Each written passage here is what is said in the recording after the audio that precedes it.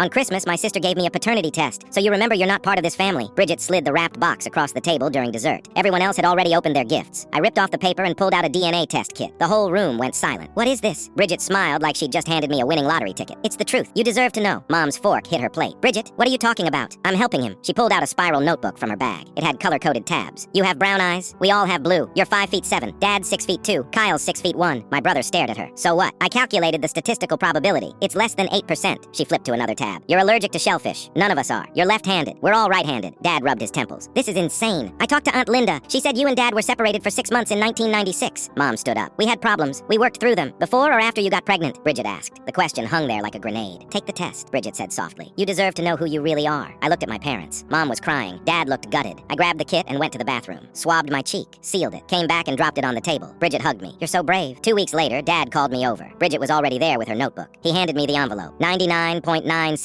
probability of paternity. I showed Bridget. She stared at it for 10 seconds, then laughed. This is wrong. Labs make mistakes all the time. False results happen in 0.5% of cases. Bridget, Mom said quietly, we need a different lab, a better one. I'm Dad's son, I said. The eye color thing is Mendelian genetics. If Dad's grandmother had brown eyes, which she did, I found a photo, then the recessive gene could skip generations and— Stop, Dad said. Her eyes were wet now. I'm trying to help. You need help, Kyle said. What's not normal is everyone lying. Her voice cracked. I see things other people miss. That's not crazy. Mom sat next to her. When did this start? Last Thanksgiving. I came home and looked at him and something just clicked. She opened her notebook to a page covered in arrows. I made a timeline. 47 examples. My throat tightened. Example 12. His favorite food is tacos. None of us like tacos. That's a preference, I said. Example 23. He laughs differently. Higher pitched. She kept reading. You sneeze twice in a row. We sneeze once. You crack your knuckles. None of us do. Your handwriting slants left. Ours slants right. You've been watching me? Documenting. Because I love you. She pulled out her phone. Over 1,000 photos of me. At the grocery store. Getting gas. Walking into work. All taken from a distance. My stomach dropped. I needed to establish baseline behaviors to see if you showed stress responses indicating unconscious awareness of your biological inconsistency. Kyle left the room. This is stalking, Dad said. It's research, and I was right about the separation. The test is just wrong. She looked at me desperately. We can try again. A different lab, or a sibling test with Kyle. You need to talk to someone, I said. A therapist, Mom added. Bridget's face changed. She grabbed her notebook and stood. I should have known you wouldn't believe me. You've been lying to him his whole life. She walked to the door, then turned back. When you're ready for the truth, I'll be here. I saved all my research. She left. I sat there staring at the test. How long has she been like this? I asked. Mom wiped her eyes. She called me 6 times last week asking about the exact date of conception. Wanted to cross-reference it with your father's work schedule from 1996. She showed up at my office. Dad said, asked HR for my employment records from 27 years ago. My phone buzzed. Text from Bridget. I know you have to pretend right now. I understand, but I'll never stop fighting for your truth. I blocked her number. 3 days later, a package arrived. Certified mail. Inside was a 47-page report titled Genetic Inconsistency Analysis, a Comprehensive Review. The dedication page said, for my brother, who deserves to know he was loved enough to be told the truth. I threw it in the trash. The next morning, it was back on my porch with a sticky note. You can't throw away the truth. I'll keep sending it until you're ready to see.